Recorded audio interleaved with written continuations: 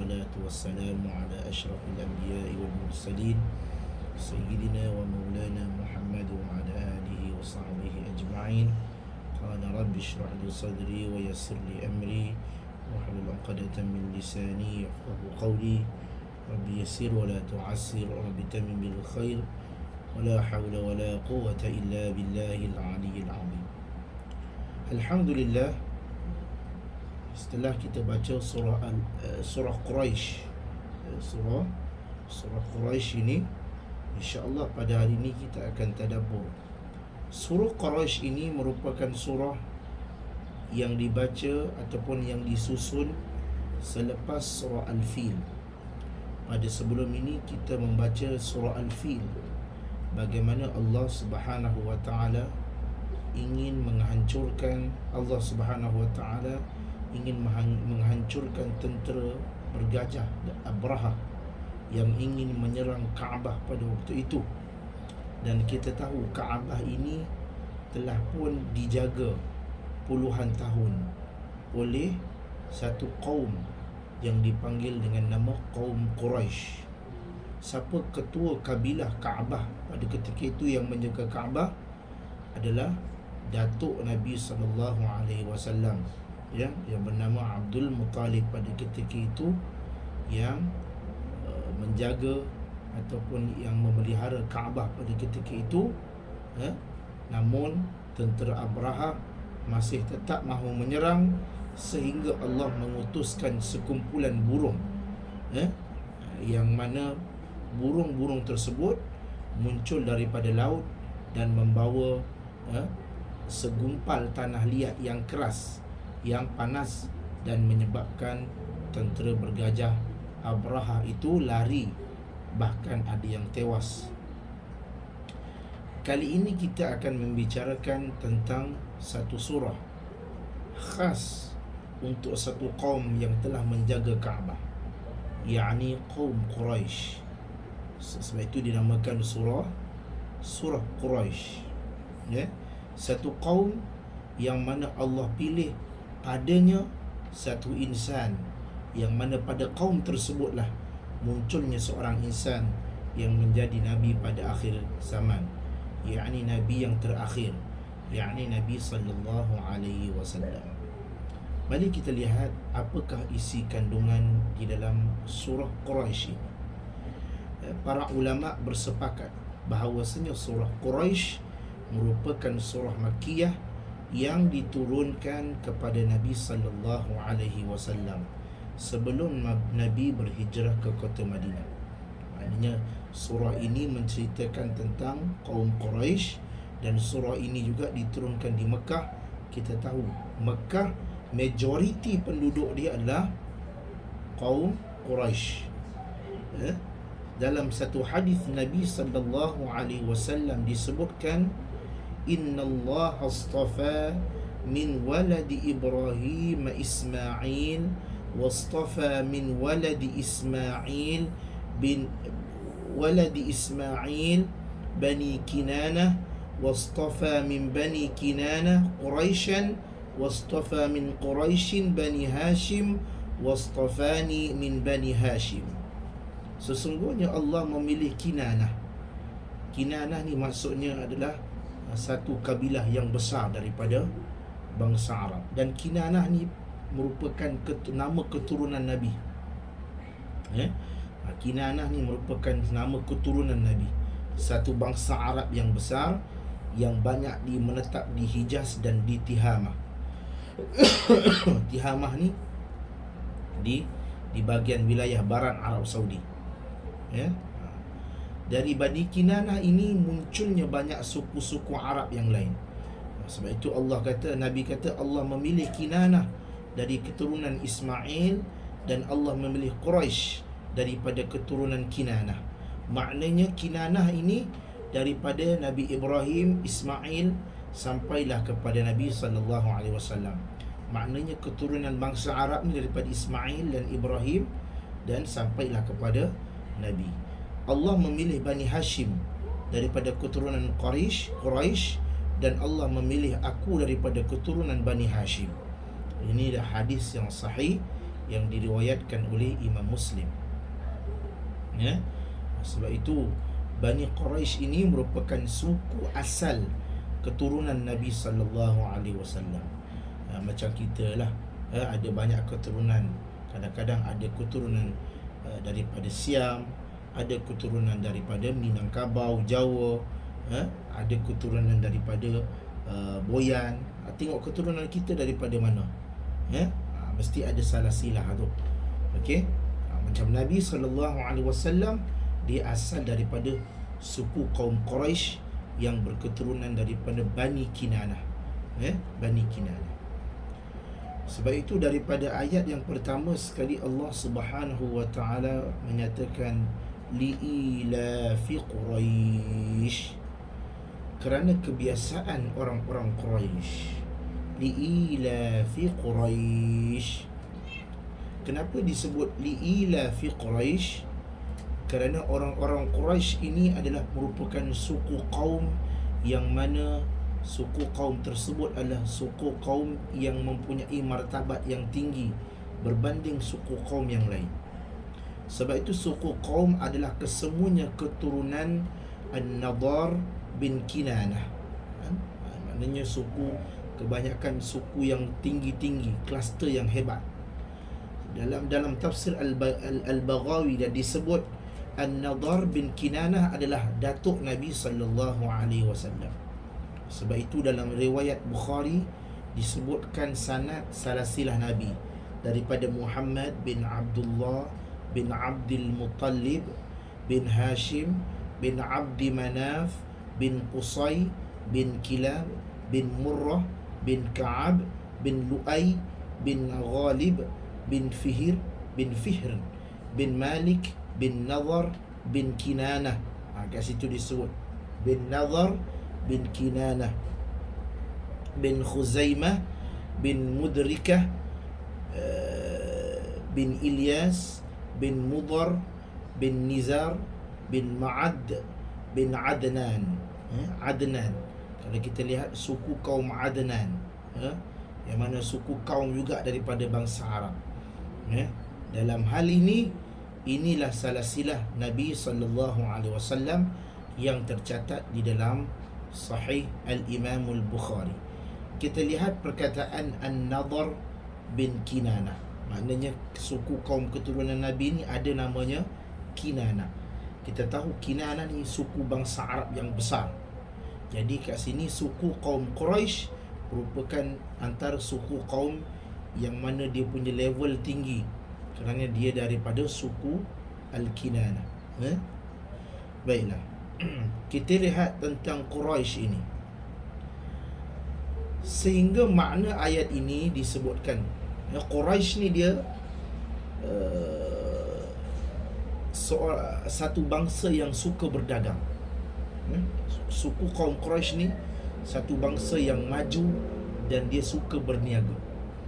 Sebab itu dalam ayat ini Allah telah menghancurkan tentera bergajah kerana Allah ingin menjaga persatuan orang-orang Quraisy. Sebab itu dia relate dengan surah Al-Fil, kerana orang-orang Quraisy ni dia telah menjaga Kaabah puluhan tahun. Atau Allah telah menghancurkan tentera bergajah agar kaum Quraisy tetap dapat menyatukan ataupun menggabungkan antara dua perjalanan mereka di waktu musim dingin dan musim panas, sehingga keduanya tidak terputus. Maknanya pada musim dingin dan musim panas ni mereka pergi mengembara. Antaranya mereka mengembara di Syam. Kedua perkara di atas boleh terjadi kerana Allah memberikan keamanan kepada mereka. Jika seandainya keamanan mereka dicabut oleh Allah, yakni di antara mereka dikalahkan oleh tentera bergajah Abraha, mereka tidak akan dapat bersatu dan mereka akan bercerai-berai seperti mana suku-suku kaum yang lain. Dan mereka tidak boleh menggabungkan dua perjalanan mereka. Maksudnya mereka tak boleh nak majukan diri mereka. Sebab itu Allah ni memelihara kaum Quraisy ni. Bahkan sehingga sekarang pemegang kunci Kaabah adalah daripada Bani Hashim. Pemegang kunci Kaabah. Sebab itu pemegang kunci Kaabah ni dia tidak boleh sebarangan orang. Kalau cuba cek ataupun cuba baca, pemegang kunci Kaabah tu hanya keturunan Bani Hashim sahaja yang boleh memegang kunci Kaabah tersebut. Jadi memang tradisi orang-orang Quraisy daripada keturunan Bani Hashim ni yang menjaga Kaabah sejak daripada sebelum Nabi SAW lahir lagi. Sebab itu kalau kita pergi ke Mekah, kebanyakan penduduk Mekah ni hampir 85% kebanyakannya adalah orang Quraisy. Sebab itu orang Quraisy ni dia, kalau kita pergi ke Mekah, kebanyakan mereka ni agak sedikit kasar-kasar sedikit, kerana memang sifat dia itu menjaga. Mereka telah diuji dengan pelbagai-bagai ujian. Berbeza dengan di Madinah. Di Madinah sedikit tenang, kerana di Madinah kebanyakannya adalah suku kaum Ansar dan Muhajirin, dan mereka ni agak sedikit berlemah lembut, dan kebanyakan mereka ini apabila Nabi kata mereka ikut, berbanding dengan di Mekah. Di Mekah ni agak sedikit kasar orang-orang dia, dan susuk tubuh juga agak sedikit tinggi, kerana mereka ni suku kaum kabilah yang orang kata level yang tinggi. Okey. Kemudian Allah kata pada ayat yang kedua, ila fihim rihlatash shita'i was-sayf. Dan yang kebiasaan mereka berpergian pada musim dingin dan musim panas. Yakni memang tabiat dia suka berdagang, suka berniaga ke Syam dan sebagainya. Sebab itu Nabi ni antara salah satu pekerjaan Nabi adalah dia pergi berniaga ke Syam bersama dengan toke dia. Siapa toke Nabi? Khadijah binti Khuwailid, yang akhirnya menjadi isteri Nabi sallallahu alaihi wasallam. Pada asalnya Nabi disuruh berniaga ke Syam. Dan kemudian Allah kata falyabudu rabb hadzal bait, maka hendaklah mereka menyembah Tuhan pemilik rumah ini, yakni yang menjaga Kaabah ini adalah Allah Subhanahu wa taala. Sebab ini ayat itu sangat relate dengan surah Al-Fil. Kerana setelah dalam surah Al-Fil Allah menyelamatkan dan melindungi Kaabah dengan memunculkan burung-burung, yang disebut burung-burung yang bergerombolan, datang secara yang banyak, berpasukan dengan banyak. Ababil dia panggil, burung yang berpasukan dengan banyak. Kalau kita lihat burung apa yang banyak, biasanya burung layang-layang lah. Ini lebih banyak daripada burung layang-layang. Banyaknya itu, sehingga kan disebut dengan perkataan ababil. Sebab nama burung tu bukan ababil, sifat burung tu yang pergi secara berkumpulan besar disebut dengan ababil. Sehingga Allah menyelamatkan Kaabah daripada burung ababil ini, daripada serangan tentera Abraha dengan memunculkan burung yang bergerombolan itu, burung ababil itu. Dan kemudian Allah kata falyabudu rabb hadzal bait. Sebab itu Allah kata, maka setelah aku menyelamatkan Kaabah ini, maka hendaklah kamu menyembah Tuhan pemilik rumah ini, Kaabah. Sebab pada zaman Nabi sallallahu, sebelum kelahiran Nabi sallallahu alaihi wasallam, Kaabah ini yang pertama sekali menjadi tempat tawaf bagi kaum penduduk Mekah pada ketika itu. Memang tawaf itu sudah ada, cuma apabila Nabi ini diutuskan oleh Allah Subhanahu wa taala, barulah tawaf itu diselangi dengan doa. Ada kaedah-kaedah yang tertentu yang menjadi satu ibadah. Bila kita masuk ke Mekah ataupun kita pergi ke Masjidil Haram, siapa yang pernah buat umrah ataupun buat haji, kita masuk saja, kita akan buat tawaf terlebih dahulu. Kita pergi tawaf kemudian solat. Biasa tawaf yang wajib tu kita tawaf, sa'i, tahallul dan sebagainya lah. Lepas itu kita akan pakai baju biasa. Sekarang tak boleh pakai baju biasa lah. Dulu zaman saya pergi 2019, yang ni kita pakai baju biasa pun boleh tawaf. Sekarang siapa nak tawaf dekat-dekat dengan Kaabah tak boleh pakai baju biasa, kena pakai pakaian ihram. Kalau perempuan kena pakai telekung putih lah. Kalau lelaki kena pakai ihram. Kalau tidak, tak boleh lah tawaf dekat bawah ni, kena tawaf dekat atas. Jadi tak ada, the feel tu tak dapat lah. Itu pada zaman kini. Macam dulu pun, zaman-zaman saya nak pergi Raudah tidak perlu pakai apps. Sejak Covid ni kena pakai apps. Apps yang terkini adalah nusuk, yang ni ditentukan waktu dan masanya siapa nak pergi Raudah. Kalau waktu tu kena pukul 4.30, awak kena bangun awal 4.30 pagi, pergilah Raudah. Itu sahaja. Maknanya kat sini yang kita nak bagi tahu adalah فَلْيَعْبُدُوا رَبَّ هَذَا الْبَيْتِ, yakni hendaklah orang Quraisy ini menyembah Tuhan, yakni Allah yang menjaga Kaabah itu. Dan kemudian الَّذِي أَطْعَمَهُمْ مِنْ جُوعٍ وَآمَنَهُمْ مِنْ خَوْفٍ, yang telah memberikan makanan kepada mereka untuk menghilangkan rasa lapar dan mengamankan mereka daripada rasa ketakutan. Inilah nikmat yang Allah berikan kepada orang-orang Quraisy.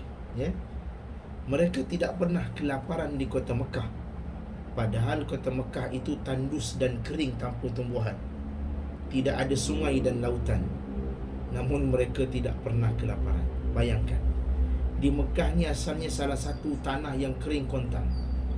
Kalau kita lihat Nabi sallallahu alaihi kisah bagaimana kota Mekah ini menjadi pusat dagangan ataupun tumpuan, asalnya daripada, ini kita belajar sirah lah, asal daripada Allah Subhanahu wa taala memberi arahan kepada Nabi Ibrahim alaihi salatu wassalam untuk meninggalkan anaknya dan juga isterinya Hajar dan Ismail. Pada masa itu Ismail itu kecil lagi, sehingga Hajar ini, apabila Ismail ini menangis nak air, lapar, sehingga Hajar ini berlari-lari anak daripada Safa ke Marwah beberapa kali. Sebab itu kalau kita pergi umrah, kita disyorkan untuk berlari-lari anak pada Safa ke Marwah tu, berlari-lari anak pada lampu hijau tu ada, berlari-lari anak, tujuannya untuk mengambil sunnah. Kalau zaman sekarang dah ada simen, dah ada mozaik, jadi berlari-lari anak tu tak sakit, itu pun sakit kaki lah. Ini kan pula dalam keadaan pada ketika itu tanah itu berbatu-batuan, panas dan kering. Bayangkan bagaimana seorang isteri dan juga seorang ibu Hajar, dia nak mencari sebekal makanan dan juga minuman untuk Ismail alaihi salatu wassalam. Sehingga Ismail mengentakkan kakinya dan keluarlah ketika itu ma' Zamzam, yakni air Zamzam yang kita minum tu, yang kita kalau kita pergi umrah ke kita pergi haji, kita minum air tu, bahkan boleh dibawa balik. Siapa yang bahkan sekarang susah nak bawa balik lah, nak bawa balik tu susah. Kalau dulu senang, boleh dapat sebotol besar. Sekarang boleh, kena tengok visa dia, visa apa. Kalau dapat visa umrah boleh dapat, kalau visa pelancong susah sikit lah nak dapat lah. Okey, itu zaman sekarang itu siapa nak pergi umrah lah. Sebab itu orang Quraisy ini, walaupun dia tinggal di Mekah ni asalnya tak ada lautan, tak ada sungai kat Mekah, tak ada tumbuh-tumbuhan, kering, tanah yang kering. Tetapi berkat tanah itu, yakni tanah para anbiya, tanah Nabi pada ketika itu, orang Quraisy ni walaupun dia duduk di situ, Dia boleh makan dan minum tanpa rasa lapar. Dia boleh makan dan minum tanpa rasa lapar. Kemudian mereka juga tidak ditimpa ketakutan dan diganggu orang lain, kerana manusia sekeliling pada ketika itu menghormati Makkah. Nampak? Nak mengganggu Mekah, nak mengganggu Kaabah, Allah utus burung. Itu baru satu. Sebab itu Kaabah ini dimuliakan pada ketika itu. Sampailah di hari ini Kaabah ini dimuliakan. Sesiapa saja nak meruntuhkan Kaabah ataupun nak menghancurkan Kaabah, pasti akan ada halangan. Wallahi, sebab itu dalam surah Al-Quraisy, dalam surah Al-Fil disebutkan nak meruntuhkan Kaabah pun sudah ada ancaman. Ini kan pula ada anasir-anasir ataupun ideologi jahat yang cuba menghancurkan Kaabah, maka akan ada halangan. Sehingga barang siapa yang memasuki kota Mekah, maka dia akan merasa aman.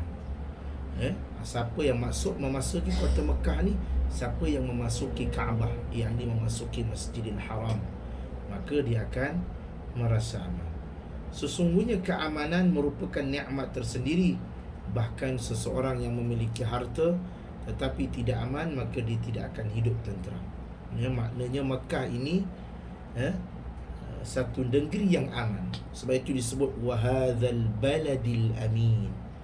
Surah Al-Balad, wahadzal baladil amin, yakni demi kota Mekah ini yang aman. Disebutkan kota Mekah ini yang aman.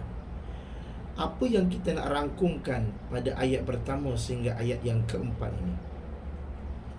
Allah ini nak bagi peringatan secara lembut kepada orang Quraisy. Apa yang nak kita dapat di sini? Allah bagi peringatan supaya aku ini, kata Allah, telah melindungi tempat dan kawasan ini dengan sebaik-baiknya. Bagi kamu makan, bagi kamu minum, jaga kamu dengan baik, maka sembahlah aku, taatlah perintah aku. Itu Allah nak bagi dengan lembut. Sebab itu ayat di sini sangat lembut. Dia bagi peringatan, bagi kemesraan. Sebab itu dibagikan dalam ayat yang sebelum ni disebutkan li'ila fi Quraisy ila fihim rihlatash shita'i was-sayf. Allah ni boleh dikatakan dia puji orang Quraisy ni. Dia kata orang yang selalu berniaga pada musim dingin dan musim panas. Maka hendaklah mereka menyembah Tuhan pemilik rumah ini, Kaabah, yang mana yang telah memberikan makan kepada mereka, menghilangkan lapar mereka dan mengamankan mereka daripada rasa ketakutan kerana serangan tentera Abraha tadi. Kalau tidak, memang Kaabah dah hancur dah kena Abraha. Tapi Allah lindungi Kaabah. Apa ibrah yang kita dapat pada hari ini? Yang pertama sekali, yakni inti surah Quraisy memberi pengajaran kepada seseorang. Apabila kita ini diberikan kenikmatan oleh Allah Subhanahu Wa Taala, diberikan kesihatan, kemudahan, ada rezeki lebih, ada duit lebih, ada rumah yang selesa, sihat pula tu, ada keluarga yang baik, keturunan yang baik, tidak ada masalah, boleh diatasi dengan baik, maka hendaklah kita bersyukur kepada Allah. Bersyukur saja ke? Tidak. Yakni kita mesti mengikut segala apa yang Allah suruh. Solatnya kena jaga, jangan tinggal solat. Kalau ada rezeki lebih, bagi sedekah kepada orang-orang yang memerlukan. Kalau ada rezeki yang banyak, buat infak, ataupun wakaf, berwakaf. Apa lagi? Mengamalkan puasa sunat. Kan? Sebelum nak nisfu Syaban ni, boleh berpuasa sunat. Siapa yang nak berpuasa sunat, lepas nisfu Syaban ni ada larangan, disebut janganlah berpuasa sunat kecuali sudah terbiasa padanya. Okey. Jadi kalau siapa yang tak biasa nak puasa sunat sempena bulan Syaban ini, maka dipersilakan. Kerana Nabi pun buat pada ketika itu. Itu yang kita nak, yakni kita bersyukur kepada Allah. Allah beri kita rezeki lebih. Sebagaimana Allah menyatakan kepada orang kafir Quraisy bahawa mereka diberikan keamanan dan kemudahan serta rezeki sehingga Allah memerintahkan untuk menyembahnya semata-mata. Sebab itu Allah ni pada awalnya dia puji Quraisy, sebab Quraisy ni kabilah yang munculnya ataupun lahirnya keturunan Nabi sallallahu alaihi wasallam. Maka sembahlah, sembahlah. Kalau kita lah, apatah lagi kita ni, yakni Allah muliakan kita dengan iman dan Islam. Kita ni diberi kelebihan oleh Allah, lahir saja, lahir daripada perut orang Islam. Ibu kita orang Islam, keturunan kita keturunan Islam. Bayangkan kalau kita keturunan bukan Islam, sudah pasti agak sedikit rugi kita. Tiba-tiba kita bukan Islam. Kita rasa bangga, satu anugerah sebenarnya yang kita perlu syukuri. Kerana kita keluar saja lahir pada perut orang Islam, yang mana keluar saja kita, kaki kita sudah selangkah ke syurga. Kaki ni sudah selangkah ke syurga. Tinggal lagi satu langkah lagi, jahat ke baik, itu saja. Berbanding dengan orang yang non muslim, dia nak cari hidayah, dia terpaksa cari tapak dulu, cari kenal Tuhan, dapat hidayah. Kita dah ada satu langkah dah ke syurga, tinggal lagi satu langkah lagi, nak buat jahat ke nak buat baik. Kalau buat jahat, habislah, masuk neraka lah. Kalau buat baik, masuk syurga, secara apa yang telah ditetapkan oleh Al-Quran dan Sunnah. Wallahu ta'ala alam. Mudah-mudahan ada sesuatu yang bermanfaat pada hari ini, dan kita akhiri dengan bacaan Dati Rafi'ah pada surah Quraisy. Cuba baca Dati Rafi'ah.